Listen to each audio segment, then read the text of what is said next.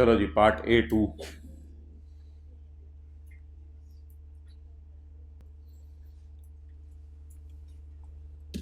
जी हाँ जी, एक्सेलेंट। जब चीजें हो गई डिस्टिंक्ट, साबित हो गया चीजें डिस्टिंक्ट हैं, तो वादे एक से ज्यादा, जब वादे एक से ज्यादा, तो जब हमने वो डिस्काउंट एलोकेशन करनी है तो फिर हमने आलू की अलग लाइन डालनी है, टमाटर की अलग लाइन डालनी है। ये वाला सेलर क्या करेगा, सॉफ्टवेयर की अलग लाइन डालेगा, सिंपल इंस्टॉलेशन की अलग लाइन डालेगा। जैसे अभी हमने उसको डिस्काउंट वोचर या लॉयल्टी प्रोग्राम किया था जी। हाँ, चीज डिस्टिंक्ट होने के लिए दोनों कंडीशंस पूरा होना जरूरी है। बहुत अच्छा सवाल है। चीज डिस्टिंक्ट होने के लिए दोनों कंडीशंस पूरा होना जरूरी है। अपने अंदर भी क्या हो, अलग अलग हो, यानी दिखने में भी अलग अलग हो, और with in the context of contract भी अलग अलग हो। अब मैंने आपको पास पेपर का क्वेश्चन 2 होमवर्क में दिया था, तो उसको हम देखते हैं। निकालें जी।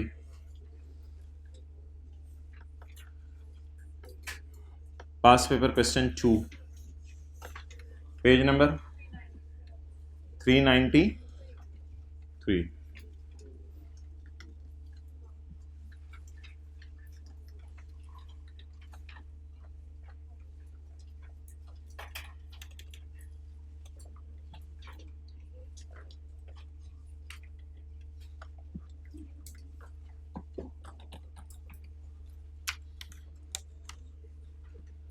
ये किधर कौन बैठे होते थे, ये क्या नाम था, साइम यार, हद होगी यार, आप लोग घर बैठे हुए हो। चलो आप जरा साइड पे जाके थोड़ा सा शर्मिंदा हो। Okay okay okay okay.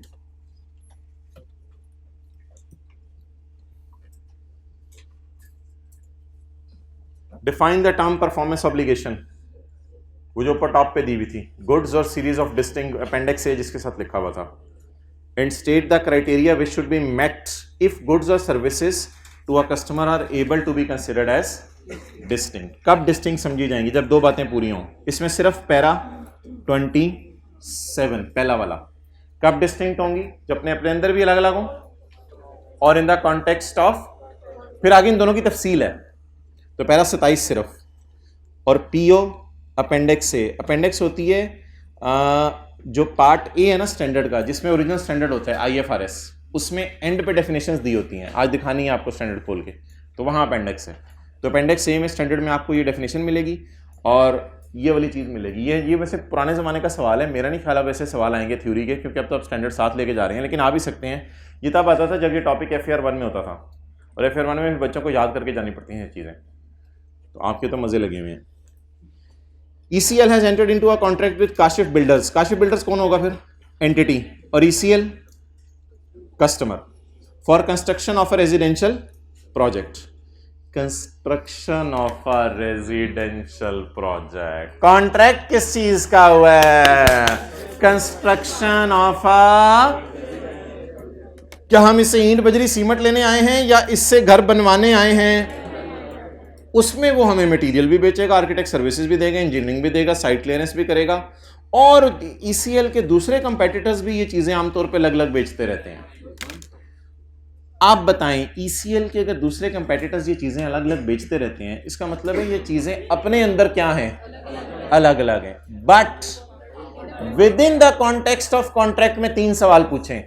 पहला सवाल, क्या ये 3-4 इनपुट्स मिलके कंबाइंड आउटपुट बना रहे हैं या ये खुद अलग अलग आउटपुट है, कंबाइंड आउटपुट। तो इंटीग्रेशन सर्विस अगर ऑर्गेनाइजेशन दे दे तो फिर ये अपने अंदर जुदा जुदा नहीं है। अब लिखना शुरू करें इसका जवाब।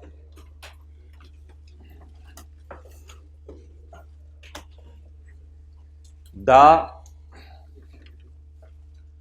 Construction material architect services, the construction material architect services, solution अच्छा नहीं लिखा हुआ पीछे, the construction material architect services etcetera लिख दें आगे। ये चारों चीजें जो है ये पेपर में लिख दीजिएगा, मार्क्स पे डिपेंड करते हैं। अब ना स्टैंडर्ड खोल के आर पहले लिखें, are distinct on its own, are distinct on its own. अपने अंदर तो अलग अलग है ना सारी चीजें। आर जैसे बर्गर के लिए पहले प्याज अलग अलग थे लेकिन एंटिटी नहीं इकट्ठे करके दे दिए थे। Are distinct on its own. आगे ये लिखाइएगा, बिकॉज कस्टमर कैन, आगे बस ये पैरा लिख के आना है आपने, because customer can benefit from the goods on its own, because customer can benefit from the good on its own. अच्छा मुझे बताएं, अगर मैं एक बंदे से मटेरियल ले लूं तो दूसरे बंदे से आर्किटेक्ट सर्विस ले सकता हूं? तो can I take benefit from these thing on its own? खुद फायदा अलग अलग ले सकता हूं। अच्छा, और ये छोटी सी बात भी ना लिखाया करें, इफ फर्दर लिख दें, फर्दर एज, जरा ना बात को ज्यादा साबित करने के लिए ये मैं लाइन लिखवा रहा हूं, further as goods are regularly sold separately. आमतौर पे चीजें बाजार में आपको पता है अलग अलग बेची जाती हैं, मटेरियल आप किसी और से ले लेते हैं, मकान किसी और से बनवा लेते हैं। Further as goods are regularly sold separately, so these are distinct, फिर ये अलग अलग हैं। आगे ये वाली लाइन लिखनी है, ये वाली लिखनी है, जरा टाइम लग जाएगा फिर पेपर में। As goods are sold regularly separately, therefore these are distinct, या therefore customer can take benefit from these goods on its own। हर एक से अलग अलग बेनिफिट ले सकता है। अगली बात, अब अगला पैरा, however, अब आपने स्टैंडर्ड खोल के ये पैरा 27 लिखना है। however entities promise is not separately identifiable। Entity का वादा अब अलग अलग पता नहीं चल रहा, क्योंकि उन्होंने तो हमें एक ही वादा किया, क्या बना के देंगे? घर। However entities promise is not separately identifiable from other promises। Entity का वादा is not separately identifiable from other promises। अब थोड़ा सा सबूत दें इस चीज का, बिकॉज एंटिटी प्रोवाइड, बोले because entity provide a significant service of integration, because entity provide a significant service of integration.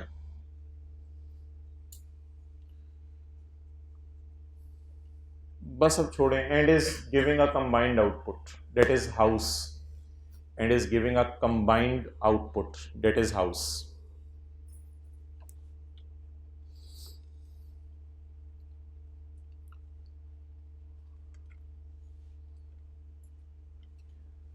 क्या ये सारी चीजें अलग अलग आउटपुट हैं या इनपुट्स मिलके कंबाइंड आउटपुट बना रही हैं? अब पहली शर्त तो पूरी हो रही थी लेकिन दूसरी शर्त पूरी नहीं हो रही। कंक्लूजन निकालें, there is only one performance obligation. Distinct डिसाइड करके आप conclusion, there is only one performance obligation, that is, यहां से लिख लें, construction of a residential project.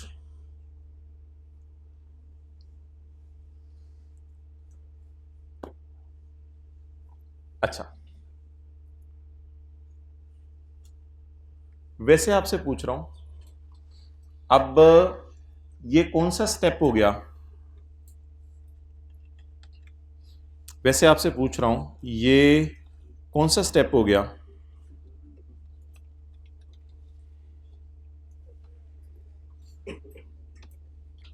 वैसे आपसे पूछ रहा हूं, ये कौन सा स्टेप हो गया? Identify the. अगला काम ये लोग क्या करेंगे? Determine the. भाई जी ना बिग पिक्चर आने लगी IFRS 15 की। अगला काम क्या करेंगे? Determine the. उसमें क्वेश्चन वाले सवाल की तरह देखेंगे कि घर जल्दी बना दोगे तो बोनस दे दूंगा, घर लेट बना के दे दोगे तो बोनस नहीं पेनल्टी होगी। ट्रांजैक्शन प्राइस में सारी डिस्कशन हुई थी, एक याद है आपको? तो उसके बाद ये डिस्कशन होगी अगली, अभी तो सवाल में नहीं होगी, सवाल में अंदर ये बस रिक्वायरमेंट नहीं थी। उसके बाद एलोकेशन का कॉन्सेप्ट राइज नहीं होता क्योंकि वादा ही एक है, सिर्फ क्या बना के देने? घर। अगर घर बना के देने तो मेरे इधर कितनी लाइनें आएंगी? सिर्फ एक, सेल ऑफ हाउस, तो फिर डिस्काउंट एलोकेशन का कोई चक्कर ही नहीं।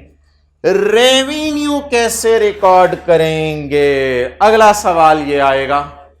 अब उसमें ना कॉन्ट्रैक्ट देखना पड़ेगा कि उसमें अगर तीन में से कोई एक बात पाई जा रही है ना, यानी अगर जैसे जैसे वो घर बना के दे रहे हैं हमारे घर आके, हमारी जमीन पे आके, और वैसे वैसे हमें मिल रहा है, तो फिर तो वो परफॉर्मेंस ऑब्लिगेशन ओवर टाइम होगी।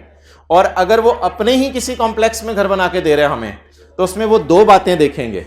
और अगर तीनों में से कोई बात ना पाई गई तो हम समझेंगे जब भी ये 3 साल बाद घर देगा, उसी वक्त क्वेश्चन वाले सवाल में जो सेकंड ऑप्शन थी वो लगेगी।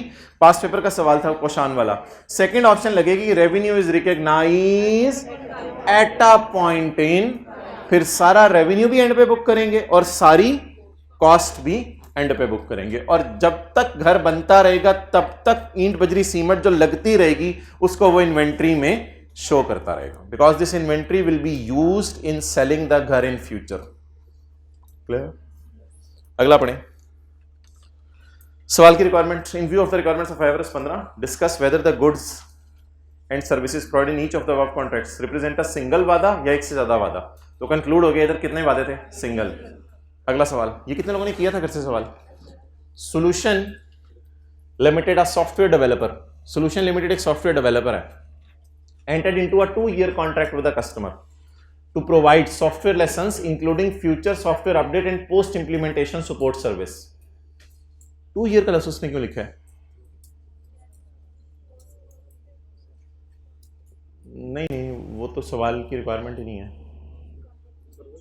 उसमें ना। वो सॉफ्टवेयर सपोर्ट मेरे ख्याल से 2 साल देगा और बाद में सॉफ्टवेयर अपडेट 2 साल तक देता रहेगा और सपोर्ट सर्विसेज भी 2 साल तक देता रहेगा। सॉफ्टवेयर तो आज ही भेज देगा ना हमें, तो शायद 2 year कॉन्ट्रैक्ट उसने इसलिए लिखा है। तो solution limited a software developer entered into a 2 year contract with a customer to provide a software licence.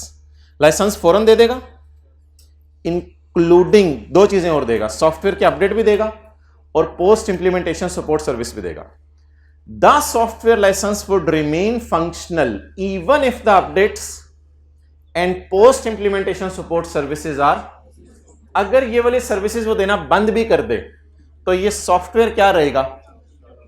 क्या ये सॉफ्टवेयर और इसका अपडेट और इसकी अपडेट क्या होता है? सॉफ्टवेयर के अंदर कोई चीजें बेहतर करने के लिए वो ऐड करते हैं।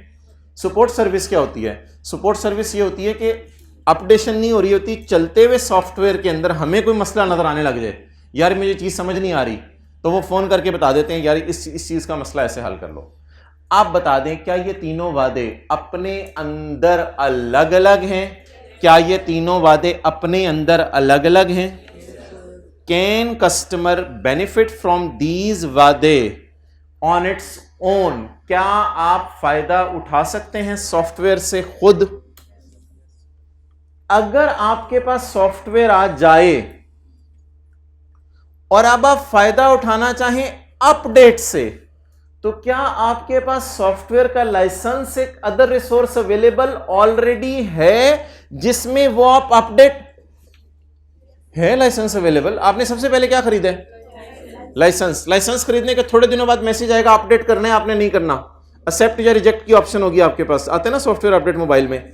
वो जो सॉफ्टवेयर अपडेट करने की ऑप्शन आएगी, उस ऑप्शन को आप अगर चेक कर देंगे, यानी मैं करना चाहता हूं, तो ऑलरेडी बैकएंड पे एक रिसोर्स आपके पास अवेलेबल थी, सॉफ्टवेयर का लाइसेंस।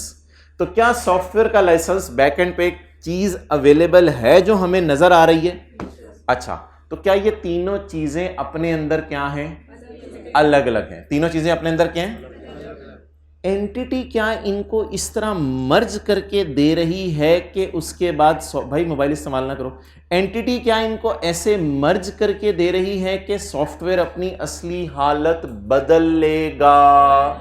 एंटिटी इनको मर्ज करके नहीं दे रही। क्या ये हाईली कस्टमाइज्ड इंस्टॉलेशन है या सॉफ्टवेयर बेचने के बाद एक अपडेट है? क्या अपडेट ओरिजिनल सॉफ्टवेयर की असली हालत बदल देता है या उसको बेहतर कर देता है? बेहतर कर देता है। सॉफ्टवेयर चलाने में अगर मसला आ रहा है, फोन करके हमने वो मसला हल करवा लिया, तो क्या सॉफ्टवेयर की असली हालत बदल जाएगी या सॉफ्टवेयर को चलाने में हेल्प मिलेगी? तो याद रखिएगा, सॉफ्टवेयर का अपडेट और सॉफ्टवेयर चलाने में अगर कोई सवाल हम उनसे पूछें, ये दोनों चीजें सॉफ्टवेयर के अंदर जाकर कोई ऐसी इंटीग्रेशन नहीं करती। कोई वाइल्ड थॉट आपके जहन में ना आए कि अपडेट दो सॉफ्टवेयर के अंदर जाता है, लेकिन अंदर जाके उसको इतने जबरदस्त तरीके से बदल नहीं देता कि सॉफ्टवेयर अपनी असली हालत लूज कर जाए। Software is just like an add on software. लेकिन अगर हाईली कस्टमाइज्ड इंस्टॉलेशन होती जिसमें सारी चीजों को चेंज किया जाता, फिर उसको क्या करार देना था? और ये सवाल वही था जिस तरह की डिस्कशन हमने कल की थी। अब इसके लिए आप जो है वो खोल सकते हैं कल वाला सॉल्यूशन, वहीं से इसको हम यूज करेंगे और वहीं से हम इसको पढ़ेंगे। अभी मैं इसको नोट नहीं करवाऊंगा।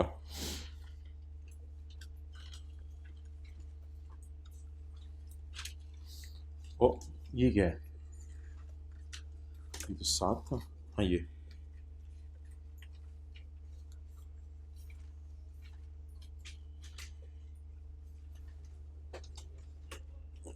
ये कल वाले नोट्स में 7 लगा दिया था। An entity, a software developer enters into a contract with a customer to transfer a software license, perform installation, हमारे सवाल में नहीं है, and provide software updates, हमारे सवाल में है, and provide technical support, हमारे सवाल में है। हमारे सवाल में क्या नहीं है? सिर्फ अब इस सवाल को पेपर में हमने खोल लें और इधर से सॉल्यूशन देख लेना।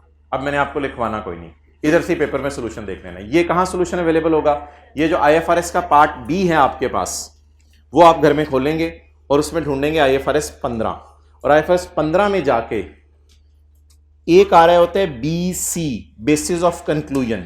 वो नहीं, वो चलते चलते चलते एक आएगा IE, इलुस्ट्रेटिव एग्जाम्पल्स। इलुस्ट्रेटिव एग्जाम्पल नंबर 49 का मैं सॉल्यूशन खोलने लगा हूं, और सॉल्यूशन खोल के एज इट इज मैं उसे पेपर में कॉपी पेस्ट कराऊंगा। मेरा थोड़ा सा साथ दीजिएगा और सोचते रहिएगा कि पैरास कौन से रेफर कर रहे हैं और लॉजिक्स क्या क्या दे रहे हैं। The NTC assess that goods and services promise to the customer. कितने प्रॉमिसेस हैं? 3। नंबर 1, बीच में इंस्टॉलेशन की जिक्र करेगा, वो मैं नहीं पढ़ा करूंगा। सॉफ्टवेयर, उसका अपडेट। जिन लोगों को मसला आ रहा था कि अपडेट हमें मिलती जुलती चीज लग रही है सॉफ्टवेयर से, उनके लिए ये सारा पढ़ने लगा हूं। The entity says that goods and services promises to the customer to determine which goods and services are distinct in accordance with para 27। The entity observe that software is delivered before. इसका मतलब integration हो ही नहीं रही। Software is delivered before, software पहले दे दिया जाएगा, and other goods and services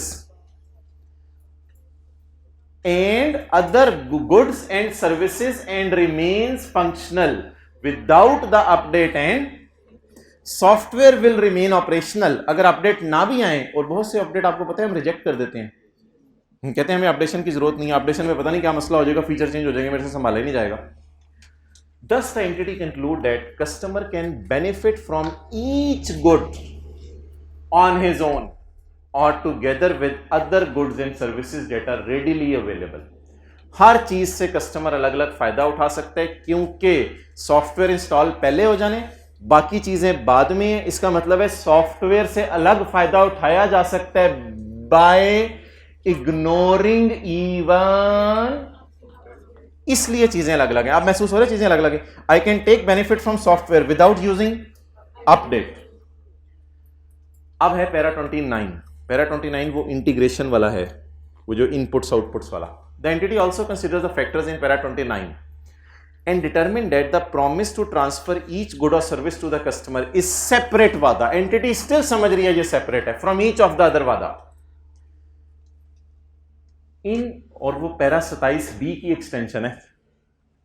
पता है ना पैरा 29 क्यों बोल रहे हैं और 27B क्यों बोल रहे हैं? शायद आपको याद हो, खोलने की जरूरत है। चलें खोल देता हूं। पैरा 27B और 29 का लफ्ज क्यों बोल रहे हैं?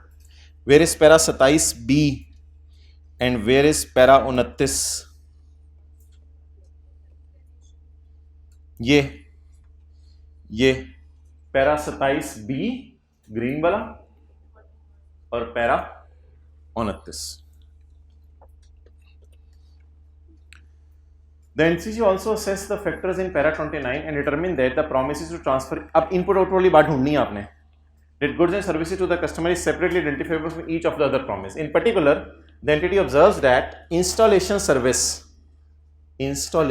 does not significantly modify the installation. तो हमारे सवाल में पूछी नहीं, इसलिए इस बाढ़ में जाए. The software and installation services separate outputs promised by entity instead of inputs used to produce a. On the basis of this assessment, थोड़ी सी बात गोल कर गया, दो चीजें नहीं जिक्र की उसने. कौन सी दो चीजों का जिक्र नहीं किया? इंस्टॉलेशन साथ मिला दी है. कौन सी दो चीजों का जिक्र नहीं किया? कोई अंग्रेजी उसने ज्यादा नहीं लिखी. On the basis of this assessment, entity identifies 4 वादे in the contract. Number 1, software license, and next installation, and next इन दोनों का रेवेन्यू बुक कर लें eight a point in time, और इन दोनों का रेवेन्यू जैसे जैसे अपडेट आते रहे ओवर टाइम, और इसका रेवेन्यू भी ओवर टाइम. क्लियर? चलिए जी. वो तो अपने अंदर ही भी डिस्टिंक्ट नहीं थे, क्योंकि वो एंटिटीज किसी और लोगों को नहीं बेच रही थी. ये तो आम सॉफ्टवेयर होते हैं, फीस प्रोसेसिंग सॉफ्टवेयर, कोई और सॉफ्टवेयर. ये तो नॉर्मल सॉफ्टवेयर होते हैं. ओके, चलें जी वापस आ जाएं.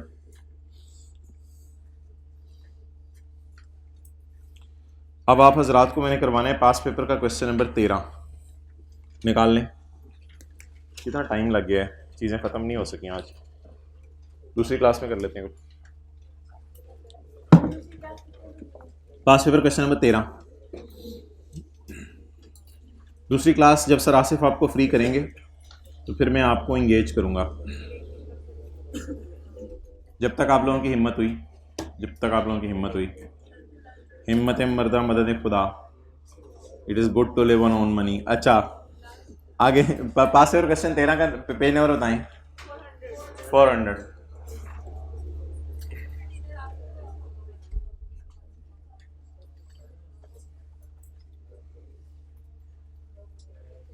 पेज 400. कोई और लफ्ज़ बताएं तो मैं यही करता रहूँगा. Spelling RH. Page 3, page 400. Point 1 contract modification है, खुद ही कर लीजिएगा. कॉन्ट्रैक्ट मॉडिफिकेशन टाइम निकाल के किसी दिन खुद ही कर लीजिएगा. पेज 400. पॉइंट 2 कॉन्ट्रैक्ट मॉडिफिकेशन के सवाल रिवाइज करके कीजिएगा. लेटेस्ट टाइम का सवाल है. अच्छा, मुझे वो सफ़ा निकलवा दें यार, जो एक सफ़ा था हमारा जिस पे वो चैप्टर का पहला सफ़ा आ रहा होता है. 0A 0AA 0A ये जी मोहतरम बताएं. बिस्मिल्लाह. Identify the contract with customer. Contract with customer के अंदर कॉन्ट्रैक्ट की 5 कंडीशंस हैं. 1-2 मसले थे. कॉन्ट्रैक्ट मॉडिफिकेशन पड़ा है, कॉन्ट्रैक्ट कॉम्बिनेशन रहता है अभी हमारा. ये 5-10 मिनट का कॉन्सेप्ट है. Identify separate performance obligation. Rule गए हैं कल से कि वादे सेपरेट हैं या एक वादा है. ये रुल गए हैं कल से. ये हो रहा है आइडेंटिफाई द सेपरेट. स्टेप दूसरा था, कर आखिरी क्लास में रहे हैं, क्योंकि शुरू में करते तो उन्होंने कहना था यही स्टैंडर्ड है. Determine the transaction price. Transaction price को डिटरमिन करना. इसके अंदर 4 बातें. Variable consideration, significant financing component, non cash consideration, consideration payable to customer. Allocate the transaction price. Allocate the transaction price. इसमें अगर stand alone selling price missing हो तो profit margin approach, residual approach और market distribution. Record revenue as and when the entity perform the obligation. PO is certified at a point in time और over time. उसके बाद discussion थी cost to obtain contract. उसके बाद discussion थी receivable, contract asset और contract liability. Done. तो इन सारी चीजों को सामने रख के अब आपने सवाल को आज वाले को पढ़ना है. On January 2022, RL entered into a contract with Crescent Limited for sale of 10 units of its state-of-art 3D printers. RL कौन है? Entity. Crescent कौन है? Customer. क्या बेचने हैं? चलें कॉलेज ही समझ लें. उन्होंने हमारे कॉलेज वालों को प्रिंटर बेचने हैं 10. समझ भी आ रही है बात? ठीक है, कॉलेज में प्रिंटर की जरूरत होगी, हर क्लास में रखवाने हैं, बच्चे खुद प्रिंट ले आते, लुटो मची. अच्छा, full stop. The cost and standalone selling price of goods included in each unit of printer are as follows. एक प्रिंटर में क्या देंगे हम उसका हार्डवेयर, एक क्या देंगे उसका सॉफ्टवेयर, एक क्या देंगे सॉफ्टवेयर अपग्रेड, उसके बाद क्या देंगे, बिल्कुल वही वाली बातें, हार्डवेयर सॉफ्टवेयर, सॉफ्टवेयर का अपग्रेड और मेंटेनेंस सपोर्ट फॉर 1 ईयर. अच्छा जी, पहली लाइन पढ़ें. The cost and the fair value included in each unit of printer are as follows.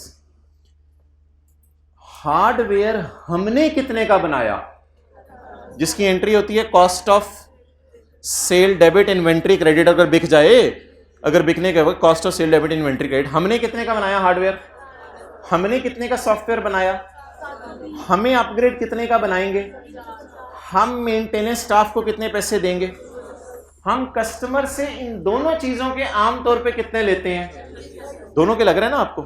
हम कस्टमर से 350 का सॉफ्टवेयर बना के अपग्रेड करा के अपग्रेड के कितने पैसे चार्ज करते हैं, अपग्रेड मुफ्त करवा रहे हैं या पैसों का, ये हमारे बनाने की कॉस्ट है. जैसे बोतल होती है, आप 350 की खरीदें, आगे किसी को 500 की बेच दें, तो ये परचेज प्राइस है और ये स्टैंड अलोन सेलिंग प्राइसेस है. Maintenance support for 1 year, maintenance support 1 year की कितने की हम खर्चा करेंगे, तो stand alone selling price of maintenance is not given. If standalone selling price is not given, then I have 3 options: either profit margin, either market. मैं देख लूंगा कि मार्केट के अंदर मेरे जैसे लोग मेंटेनेंस कितने में चार्ज कर रहे हैं. हो सकता है 210 की मेंटेनेंस पे खर्चा है तो कस्टमर को 300 की मेंटेनेंस बेचते हो. RL sells 3D printer hardwares along with software. RL printer के हार्डवेयर को ना सॉफ्टवेयर के साथ ही बेचते हैं. As hardware cannot be used without the software. इनका हार्डवेयर जो है सॉफ्टवेयर के बगैर यूज ही नहीं हो सकता.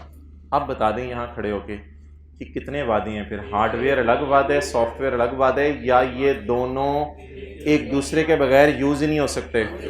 Can I take the benefit from software on its own, किसी और के हार्डवेयर पे तो नहीं चलेगा ये, क्योंकि मेरी कंपनी का हार्डवेयर है, मेरी ही कंपनी का, तो I can not take the benefits from these on its own. इसका मतलब है वो जो आईफोन की तरह ये हार्डवेयर सॉफ्टवेयर क्या चीज़ है, एक. और अगर बेचारे किसी बच्चे ने इकट्ठे करने की भी कोशिश की थी ना, तो सेल प्राइस का डाटा अलग अलग अवेलेबल ही नहीं है कि दोनों की सेल प्राइस ले लूँ अलग अलग, तो stand alone selling price available नहीं है. तो अल्लाह का शुक्र है बच्चों ने एज्यूम ही कर लिया था ये एक ही परफॉर्मेंस ऑब्लिगेशन है. आगे बाकी चीज़ें अलग हैं, अपग्रेड अलग चीज़ होती है और मेंटेनेंस अलग है. तो 3 वादे हो गए, एक ये वादा, एक ये वादा और एक ये. The 3D printer remains functional. 3D printer functional रहेगा विदाउट अपग्रेड, यानी अपग्रेड कोई इतनी जरूरी चीज नहीं है. एंड द मेंटेनेंस के बगैर भी चलता रहेगा, कोई मसला नहीं. Entity can take the benefit from hardware and software without using upgrade and without using maintenance support. RL sells software upgrade upon release to all of its customers. Software upgrade कब बेचेंगे, जल्दी जल्दी बताएं, बिस्मिल्लाहिर्रहमानिर्रहीम. सॉफ्टवेयर अपग्रेड कब बेचेंगे, RL will sell software upgrade upon release पता नहीं कब करें, upon release to all its. और अगर हमारे साल रिलीज हो गया तो फिर हमारे साल हम उनको बेच देंगे.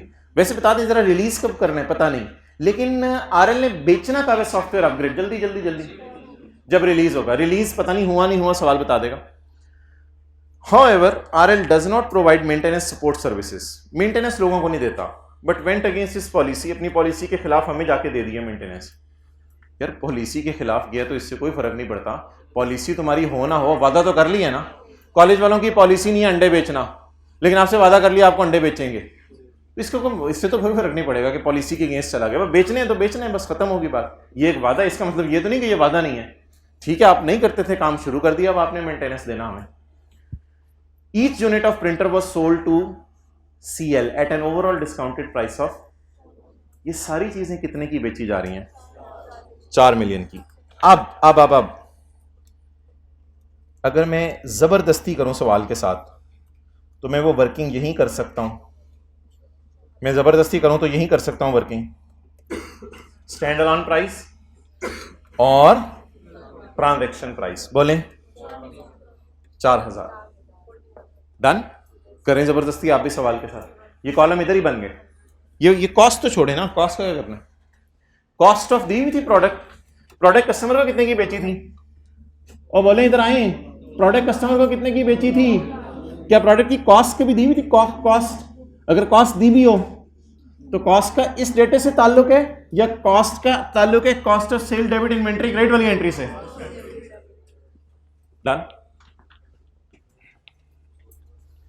ओके नहीं अभी एलोकेशन हो नहीं सकती क्योंकि इसकी क्या मिसिंग है, स्टैंड अलोन सेलिंग, वो देख लेते हैं सबर।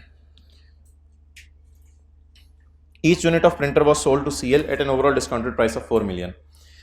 As per payment terms, CL paid 30% on Jakam January 2022. शुक्र है रिफंडेबल नॉन रिफंडेबल नहीं लिखा, रिफंडेबल नॉन रिफंडेबल जो मर्जी होता है ये 30%, ये बस कॉन्ट्रैक्ट लाइबिलिटी होनी थी। तो as per term CL paid 30% on Jakam January जिस दिन कॉन्ट्रैक्ट हुआ है, while 50% was paid at the time of delivery of printer hardware plus 50% पैसे कब लिए, डिलीवरी के टाइम। अब बता दें पहली परफॉर्मेंस ऑब्लिगेशन कब सेटिस्फाई हुई, कंट्रोल कब ट्रांसफर हुआ इन दोनों का, यकम जनवरी को या यकम मार्च को। अब बताएं मैं रेवेन्यू कब बुक करूंगा, यकम मार्च को। 50% was paid at the time of delivery of printers hardware plus printing software यकम मार्च and remaining 20% will be paid in फरवरी। बाकी फरवरी 2023 के अंदर हम ले लेंगे, ठीक है, बाकी पैसे बाद में ले लेना, कोई मसला नहीं। आगे चलें, साल के एंड पर हमने कहा इन दोनों का कुछ बताओ ना, इस अपग्रेड तुमने उसको करके दे दिए, मेंटेनेंस दी है नहीं दी है, मेंटेनेंस दी है नहीं दी सवाल नहीं बता रहा, मेंटेनेंस दे देगा वो, मेंटेनेंस इंशाल्लाह मैं रिकॉर्ड करूंगा। मेंटेनेंस जो है ना वो पता है कब से कब तक की देगा, मेंटेनेंस वो देगा, अल्लाह आपका भला करे, किधर रह गया ये मेंटेनेंस सर्विस का कॉन्ट्रैक्ट कितने साल का पकड़ा हमने, मेंटेनेंस कब से देना शुरू करेगा, जब मुझे हार्डवेयर बेच देगा या जब मुआहदा हुआ था। तो हार्डवेयर याद है पहली 2 क्लासों में गाड़ी बेची थी उसके साथ मेंटेनेंस सर्विस बेची थी, तो मेंटेनेंस बताएं, मेंटेनेंस के बारे में कुछ नहीं लिख रहा, मार्च अप्रैल मई जून जुलाई अगस्त, मेंटेनेंस को जो मैं रेवेन्यू बनाऊंगा, जो भी बनाऊंगा वो पूरा बुक करूंगा या 6/12, 6/12। आगे सॉफ्टवेयर अपग्रेड हमने उसको बेचना है जब हम रिलीज कर दें, वो हमने बनाना शुरू कर दिया है, 80% काम हो गया उस पर शुरू, और रिलीज इंशाल्लाह अगले साल हो जाएगा। बता दें जी इसका रेवेन्यू बना के रख लें या बुक भी कर दें, 80% काम हो गया है, बना के रख लें या रेवेन्यू बुक भी कर दें, बना के रख लें। रेवेन्यू कहां बनता है, स्टैंड अलोन सेलिंग प्राइस और वहां पे। अच्छा आप बता दें इसका रेवेन्यू कब बुक करना है, हार्डवेयर और सॉफ्टवेयर का, eight a point in time, eight a point इन। अच्छा तीनों के बारे में मैं आपसे बात करूं, वो 3 कंडीशंस, चलें इस पे जरा 3 कंडीशंस लगाएं। पहले पे क्या जैसे जैसे 3 कंडीशन याद है ना, पीओ सेटिस्फाइड ओवर टाइम वाली, क्या जैसे जैसे वो मुझे हार्डवेयर देता जाएगा वैसे वैसे मैं इस्तेमाल करता रहूंगा, या ये एक ही दफा टाइप कोई चीज है, इसलिए पहली चीज खत्म होगी।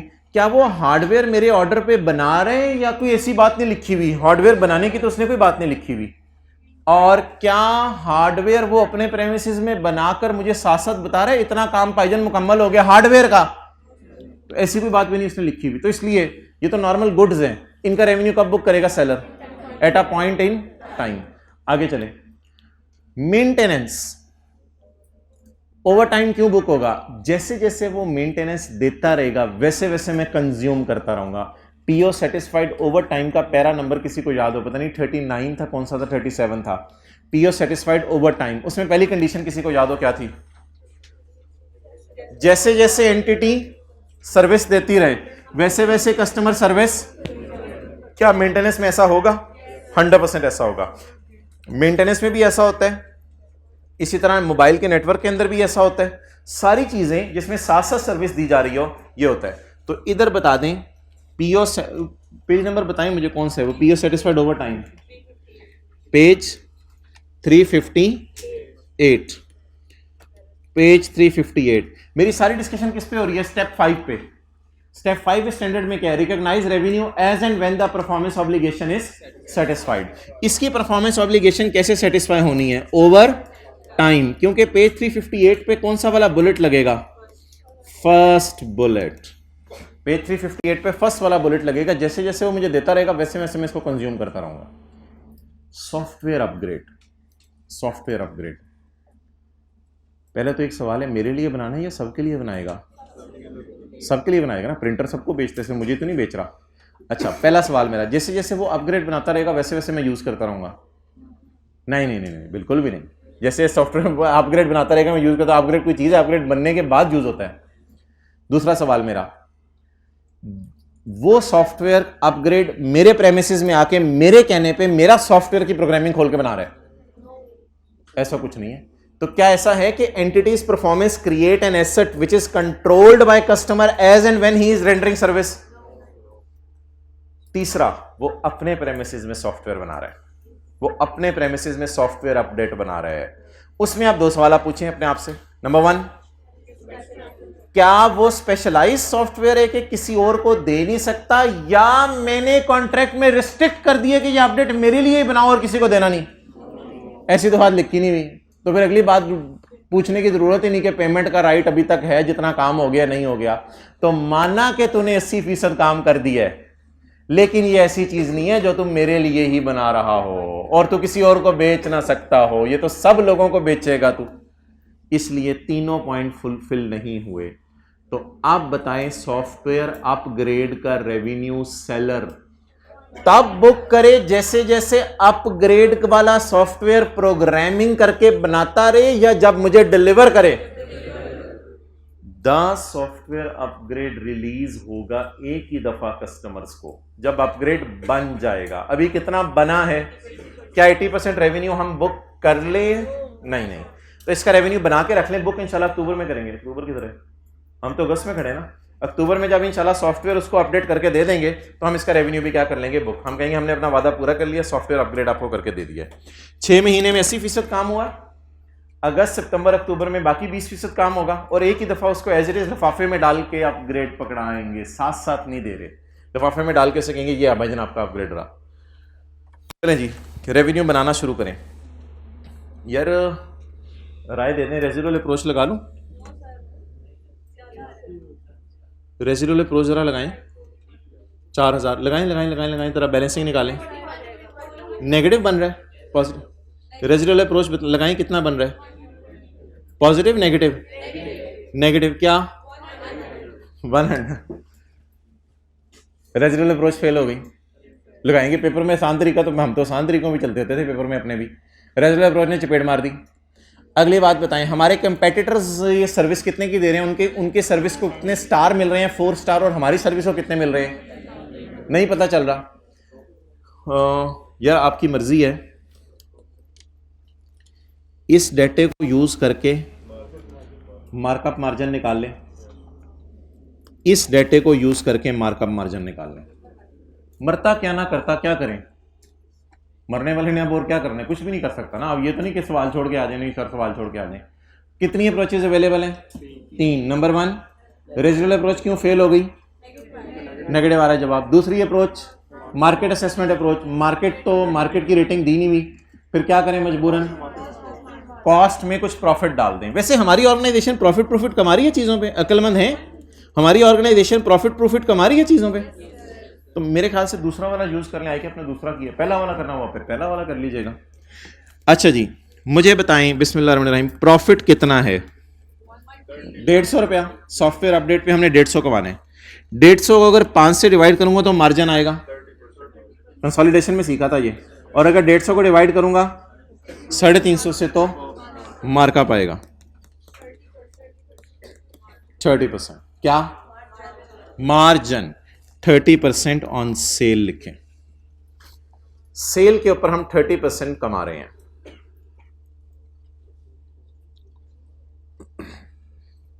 अब फॉर्मूला क्या बना? अब फॉर्मूला क्या बना? बोले बोले 100 + 30 ना, हाँ हाँ सेल वाला है ना, तो इसका नहीं ये नहीं बनेगा ना फिर, सेल को 100 लिया हमने, मार्जिन का निकला है ना,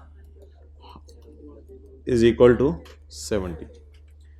अगर मैं 150 को डिवाइड करता किससे, 350 से, तो मार्क अप निकलता।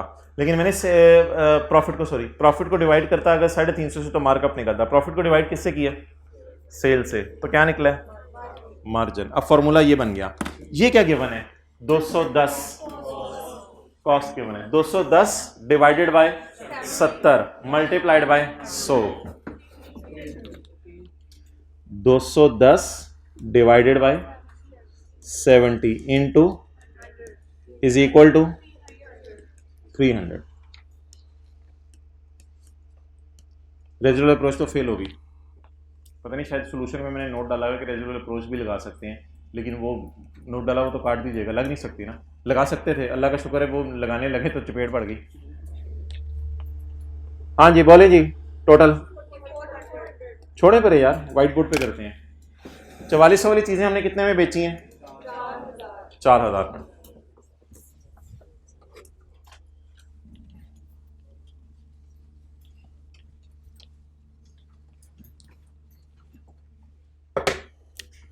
बताएं जी। अच्छा एक और फटा भी है, कितने प्रिंटर हैं, 10, लेकिन पर यूनिट कर लें पहले, ये यूनिट है, पर यूनिट कर ले, एंड पे 10 से मल्टीप्लाई करते हैं, जैसे मोबाइल नहीं थे गैलेक्सी वाले, उनके साथ जो किया था काम। चलें जी बिस्मिल्लाह शुरू करें। स्टैंड अलोन सेलिंग प्राइस और एलोकेटेड ट्रांजैक्शन प्राइस। चलें चलें चलें चलें चलें। हार्डवेयर प्लस सॉफ्टवेयर और अपग्रेड और मेंटेनेंस जी। स्टैंड अलोन सेलिंग प्राइस 3600, 500, 300,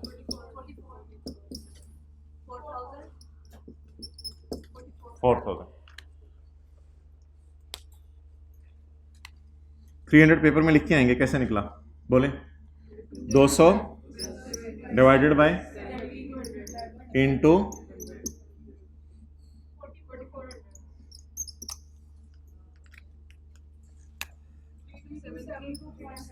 327 छोड़े ना जी,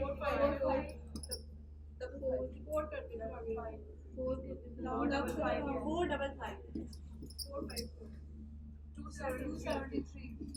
अगर टोटल बराबर नहीं आ रहा, 4001 रुपये आ रहा है, भाड़ में जाए, कोई मसला नहीं, किसी एक चीज को करवाना करवा दें चेंज, तो 454 कर दें, वैसे कोई फर्क नहीं पड़ता अगर टोटल 4001 रुपया भी आ जाए। एंट्रीज करना शुरू करो। ये कौन सा स्टेप हुआ है, स्टेप 1 क्या था, आइडेंटिफाई कॉन्ट्रैक्ट दो पार्टीज में। स्टेप 2 आइडेंटिफाई परफॉर्मेंस ऑब्लिगेशन, दिखने में 4 थी, असल में 3। उसके बाद तीसरा step allocate the transaction price, हो गई नहीं, ट्रांजैक्शन प्राइस निकालें, वो सवाल ने दी हुई थी, ट्रांजैक्शन प्राइस सवाल ने दी हुई थी। उसके बाद चौथा स्टेप, 5वां स्टेप रेवेन्यू रिकॉर्ड। इसका रेवेन्यू कब रिकॉर्ड करना है, यकम मार्च, इसको यकम मार्च में रेवेन्यू में ले जाना है। इसका रेवेन्यू कब बुक करना है, अगले साल अक्टूबर। इसका रेवेन्यू कब बुक करना है, 6/12 करके, ईयर एंड पे एक ही एंट्री मारेंगे 6/12 करके। अच्छा ये तो ये ना पेपर में 2 चीजें चल रही होती हैं, एक चल रहा होता है रेवेन्यू साइड, एक चल रही होती है presentation side, receivable, contract asset, contract liability, getting the point, date is linked with cash आना जाना, and date is linked with control का ट्रांसफर। बहुत बड़ी बात होगी है। तो रेवेन्यू बुक करना अलग बहस है, उसमें अलग मार्क्स हैं, वो इजी ले सकते हैं, और कैश आना जाना एक अलग बहस है। तो रेवेन्यू वाली बहस खत्म करते हैं, फिर कैश वाली बहस शुरू करके एंट्रीज करना शुरू करते हैं। यकम मार्च को ये रेवेन्यू बुक होगा, ये रेवेन्यू अगले साल अक्टूबर में बुक होगा, और ये रेवेन्यू 6/12 करके बुक होगा। अच्छा 10 यूनिट्स हैं, पैसा कितना पकड़ा यार, और जल्दी बोले CL पेड 30% ऑन जकम जनवरी 2022। कॉन्ट्रैक्ट पकड़ते ही पैसा बताएं। जकम जनवरी 22, cash debit, contract liability, credit. बताएं जी, क्वांटिटी बताएं, कितने प्रिंटर्स बेचे हैं? 10 प्रिंटर इंटू रुपीज। हिम्मत हिम्मत हिम्मत, पर प्रिंटर 3273 इज इक्वल टू, बोल दे 32730। ये सारे प्रिंटर्स का रेवेन्यू है, ये सारे प्रिंटर्स का। मुझे ये चाहिए या इसका 30%? इसमें से कितने पैसे आ गए? 30%। 9819।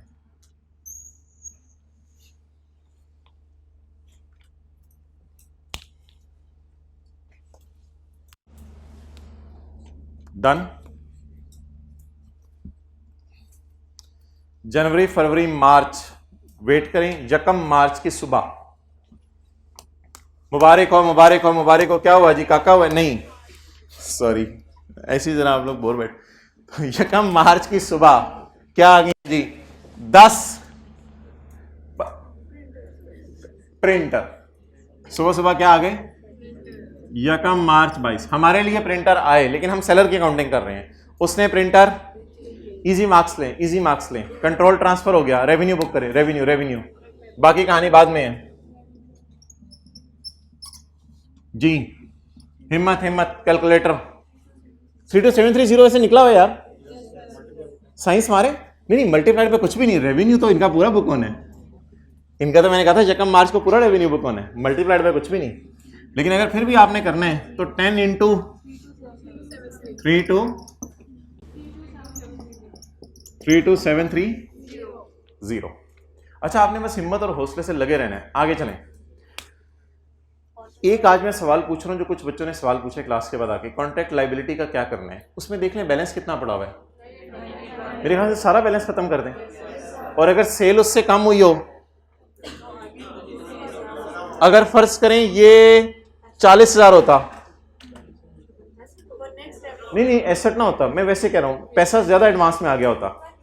अगर ये 40,000 रुपया पड़ा होता, इधर 9,000 की बजाय 40,000 पड़ा होता, तो फिर लाइबिलिटी 40,000 से डेबिट करने की बजाय इतने से ही लाइबिलिटी खत्म कर देते। तो कुछ लोग ये सवाल पूछ रहे हैं, अच्छा सवाल पूछ रहे हैं, जवाब सुन लें कि लाइबिलिटी का क्या करना है। लाइबिलिटी कितनी पड़ी है, कितने की चीजें डिलीवर करनी है? 9। वैसे लाइबिलिटी क्या है? 9,000 की लाइबिलिटी है। वो 9,000 के बदले अल्लाह का शुक्र है मैंने ज्यादा ही चीजें डिलीवर कर दी। आप लाइबिलिटी अकाउंट किताबों में रही या लाइबिलिटी खत्म कर दें? लाइबिलिटी खत्म कर दें। चलें, लाइबिलिटी खत्म करवाएं। कितना बैलेंस पड़ा हुआ है? 9819। अच्छा, कैश अब देखिए शायद और आया थोड़ा सा। बैलेंसिंग नहीं निकालेंगे, वो सवाल दे रहे हैं। बैलेंसिंग तब निकालेंगे जब सवाल ना दे। 50% was paid at the time of delivery. Paid को अंडरलाइन करें। हो गया, मिल गया, बस खत्म। उसने पे किया तो हमने रिसीव किया। बोलें कैश। क्वांटिटी 10 इंटू, ऐसे लंबा काम कर रहा हूं जी, 16। और कॉन्ट्रैक्ट लाइबिलिटी कितने से खत्म की थी?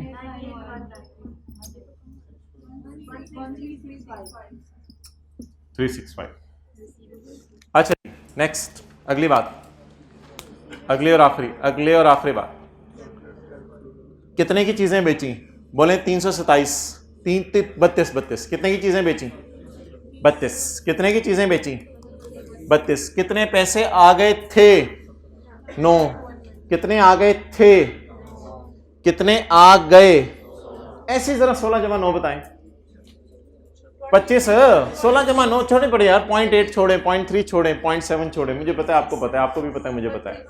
कितने की चीजें बेची? 32। कितने पैसे आ गए थे? कितने पैसे आ गए, कितने पैसे आने हैं। अब मुझे बताएं कोई कंडीशन लगी हुई है या अनकंडीशनल राइट है। जब रेवेन्यू बुक करने तो ये सोचना है कोई कंडीशन लगी हुई है कि ये चीज मुझे बेचो, कोई ऐसी कंडीशन सवाल में लगी हुई है कि तुम मुझे अपग्रेड दोगे, तो कोई ऐसी कंडीशन लगी हुई है कि तुम मुझे अपग्रेड दोगे तो तुम्हारा अनकंडीशनल राइट बनेगा सॉफ्टवेयर के पैसे और हार्डवेयर के लेने के, कोई ऐसी लाइन लिखी हुई है। तो क्या करूं, अनकंडीशनल राइट है मेरा या कंडीशनल राइट है, अनकंडीशनल राइट, तो अनकंडीशनल राइट बुक करें। रिसीवेबल,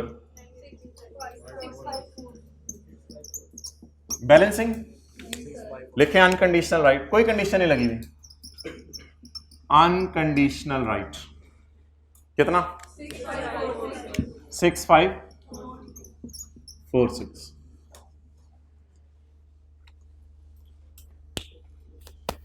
एक एंट्री आई आपने नहीं की हुई, वो मैं कर दूं। Cost of sale debit inventory credit आई अपने सोल्यूशन में नहीं की हुई, इसलिए मैंने भी नहीं किताब में की हुई। कॉस्ट बोले 1800 जमा 720,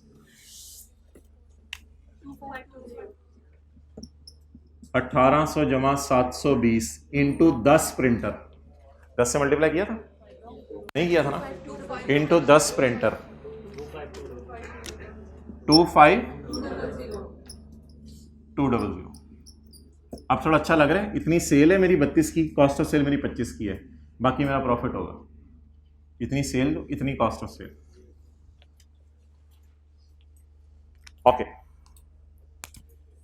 किसका रेवेन्यू बना लिया, हार्डवेयर, और किसका रेवेन्यू अगले साल अक्टूबर में बनाना है, तो जब रेवेन्यू बुक होगा तभी इसकी कॉस्ट भी बुक होगी।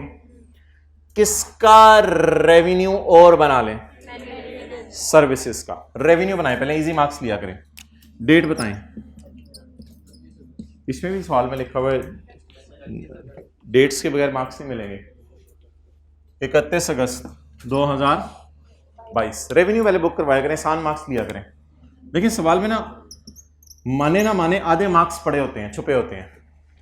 जिस बच्चे ने इसको 2 वादे समझ लिया था तो गलती होगी उससे आगे उसके मार्क्स मिल गए होंगे, कोई मसला नहीं। जिसने ये कैलकुलेशन नहीं की होगी, कोई फिगर यहां 210 ही ठोक दी होगी, आगे उसको एंट्रीज के मार्क्स मिल रहे होंगे। आधे मार्क्स लेना सवाल में आसान है, छोड़ आते हैं बच्चे, बस ये गलती करते हैं, चीजें देख आए यार कर दो जो समझ, और नहीं कोई फिगर समझ आ रही पुट कर कोई।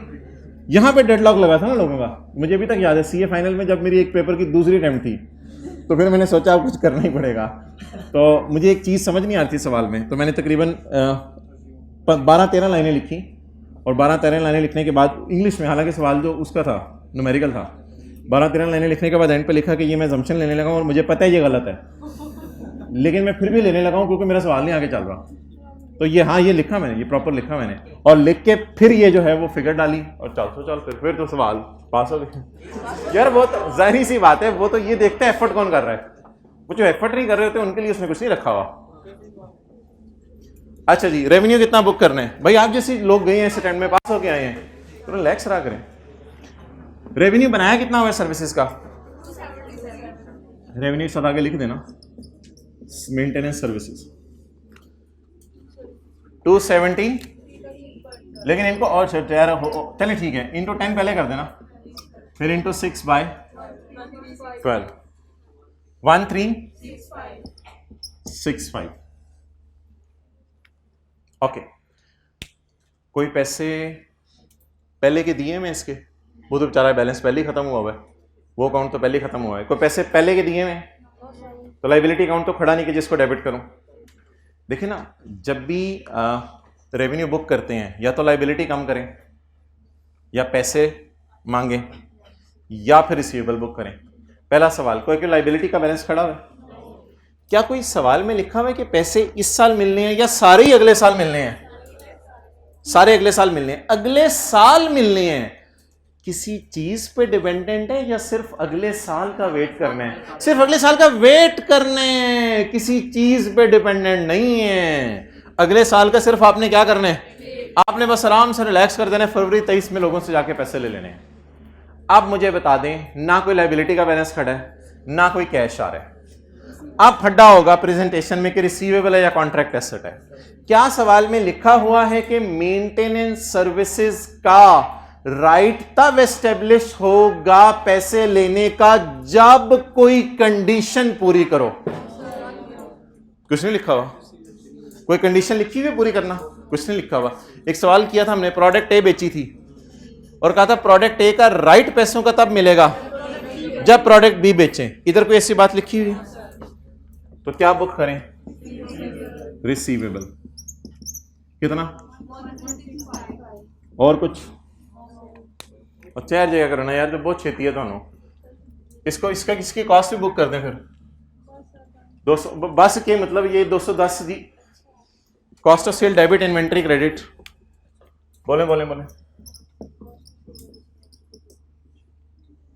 सर्विसेज की भी इन्वेंट्री बन रही होती है ना, जितना खर्चा आप उनको दे रहे हैं। 200 इंटू 10, जितनी सेल बुक की उतनी ही क्या बुक करें? Cost of sale. या कि अपने दोनों एंट्रीज नहीं की हुई कॉस्ट ऑफ सेल वाली। 1050।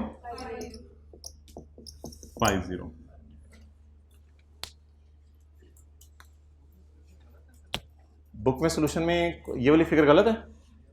ये वाली फिगर कितनी है? 1 मिनट। फिर कोई मसला हुआ है क्या? मसला क्या हुआ है? 1 मिनट, तो पूरा सवाल ही तो गलत करा छोड़ेगा फिर, अगर बुक में सोल्यूशन कुछ और है। बुक में क्या मसला हुआ था? उसमें 4000 के ऊपर 30% अप्लाई किया ना। किसके ऊपर? 4000। 1 मिनट 1 मिनट 1 मिनट। हाँ हाँ हाँ हाँ हाँ, बिल्कुल सही है जी जी, बिल्कुल सोल्यूशन सही करना पड़ेगा सारा। तो कैश तो आपको ये आना है ना, कैश डेबिट। अगर सारा एडवांस में आ जाता, वो ऐसे मेरे से भी बस जल्दी में हो गया, आपने भी। कैश कितना आना है? 4000। बोले एंट्री क्या बनेगी? Cash debit. एक मिसाल दे रहा हूं, अगर एडवांस में आ जाए, अगर एडवांस में आ जाए, अगर एडवांस में आ जाए, बोले बोले बोले। कैश डेबिट, रेवेन्यू क्रेडिट, ये कम मार्च को इसका, लाइबिलिटी क्रेडिट और लाइबिलिटी क्रेडिट। तो सही बात है, कैश तो ये आना है। तो सबर से कोई मिस्टेक नहीं। जी जी, कैश बोले, कैश कैश कैश। 4000 का 30% मिला होगा ना, वो तो हमने सेल का माजरत बुक कर लिया, तो पेपर में गलती होगी, कोई मसला नहीं, इसका एक आधा नंबर कट जाएगा। तो 4000 ज़रब 10, 40,000। कितना? 12,000। एक आधा मिनट दे दूंगा आपको तस्वीर खींचने के लिए। 12,000। ओके, नेक्स्ट जी, कैश कितना आने टोटल? 10 इंटू 3273 या 10 इंटू 4000? 10 इंटू 4000 जी बोले। 40,000 ज़रब 50%, कितना हो गया? 20,000। और लाइबिलिटी कितने से खत्म? 12,000। और रिसीवेबल कितने से बुक करना है? 7। भाई उधर से जाओ मत, अगली क्लास का टाइम सुन के जाओ। 83 की क्लास खत्म होगी तो फिर आपने इधर आ जाना है। 7:30। अच्छा, और कोई कैश कैश का फड्डा? और कैश का कोई फड्डा है? अच्छा, बता दें किस टाइम तशरीफ लाएंगे। कैश कितना आना था? फड्डा पता क्या हुआ था? हमने समझ लिया था ये कैश आने, हालांकि ओवरऑल कैश कितना आने? 4,000, क्योंकि हमने चीज़ 4,000 की बेची है ना। गलती का कभी कभी फ़ायदा भी हो जाता है वैसे, कि बंदे से आइंदा होती नहीं है। मुझे भी फ़ायदा हो गया और आपको भी फ़ायदा हो गया। आप बता दें किस टाइम तक सरासी फ्री कर देंगे? 4 बजे तक।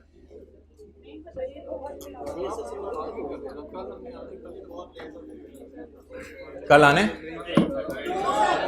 1 मिनट, कल ऑडिट के लिए आने? 1 मिनट ना यार, थोड़ा सा एक दो बात सुनने दिया करें, एक दो बात सुनने दिया। किस टाइम ऑडिट की क्लास है कल आपकी? कितने लोगों की क्लास है? जरा हाथ खड़ा करें। अच्छा, ठीक है, फिर चीज़ को जल्दी में करने और शाम को करने से बेहतर है कल कर लें। जिन्होंने यूट्यूब पे लेना फिर यूट्यूब पे ले लें। अब और क्या हो सकता है, मैंने भी घर वालों को कल बताया था छुट्टी है, लेकिन हम नहीं छुट्टी करेंगे, क्या कर लें आज। एक मिनट MFA वाले यूट्यूब से MFA वाले हैं कितने, 1 2 3 4 5 6।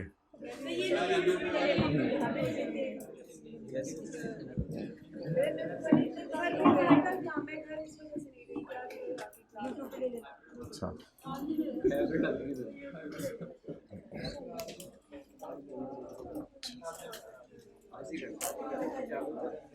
चलें ठीक है। ऐसा करें कि MFA वाले हजरात जब MA से फ्री हों आ जाएं। जो मेन चीज़ हुई हम फिर इंशाल्लाह इधर उनके लिए करवा देंगे, बाकी वो यूट्यूब पे ले लेंगे। और बाकी फिर आप हजरात जो है ना रिलैक्स होके आएँ, 2:05 तक रिलैक्स होके 2:05 तक तशरीफ़ ले आएँ। MFA वाले भी आ जाएँ 4 बजे इंशाल्लाह, उनकी फिर गाड़ी चलाएँगे हम। उनमें जो इम्पोर्टेंट चीज़ है वो एक दफ़ा करवा देंगे और बाकी वो फिर यूट्यूब पे ले लेंगे। लेकिन MFA वाले आएँ अब प्लीज़ सारे। ख़त्म किस टाइम होगी, वही 2:05 पे शुरू होगी, 3-4 बजे तक चलेगी। बातें शुरू होती हैं पता ही नहीं चलती। चलो बंद कर दो।